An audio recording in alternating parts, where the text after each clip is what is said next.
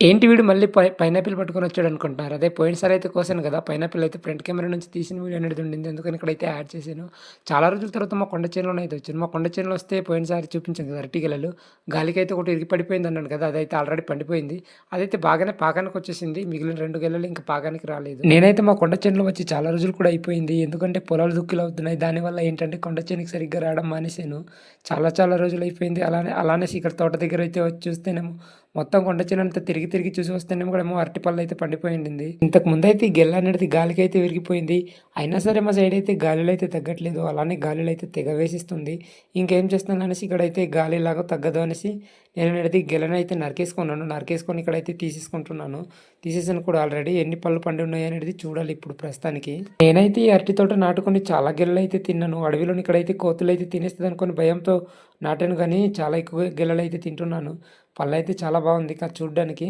అందుకని నేను ఇంకేం చేస్తాననేసి మన అదే పురాతన కాలంలో నాటు పద్ధతి అయితే పందుంపులైతే విరుచుకొని బ్రష్ అయితే చేసేసుకున్నాను. ఇంకెళ్ళేసి ఇక్కడ పక్కనే కదా గడ్డ. అక్కడెళ్ళి మొహం కడుక్కొనొచ్చి అయితే అరటిపళ్ళైతే ఇంకా రప్ప రప్ప తినడమే. ఇంకో పని కూడా ఉంది నాకు. పైనాపిల్ మొక్కలైతే నాటాలి. తెచ్చి ఒక వారం అయితే అయిపోతుంది. పైనాపిల్ అంతా తెలుసు కదా! నేల పనసలు అంటాం మేమనేది. నేల పనస పళ్ళైతే అంటాము. ఆ నేల పనస మొక్కలైతే తెచ్చి దగ్గర దగ్గర వారం కిందట తెచ్చాను. వారం అయిపోతుంది. అందుకని ఇవాళైతే నాటాలనుకుంటున్నాను ఆ మొక్కలనేటిది. ఈ నేల పనసల మొక్కలైతే సుమారుగా ఒక 50 మొక్కలైతే తీసుకొచ్చాను. అలా ఈ మొక్కలైతే కొన్నైతే పోయినసారి ఉడిచేసాను ఒక 25 మొక్కలు. ఇప్పుడైతే ఇంక 25 మొక్కలుంది.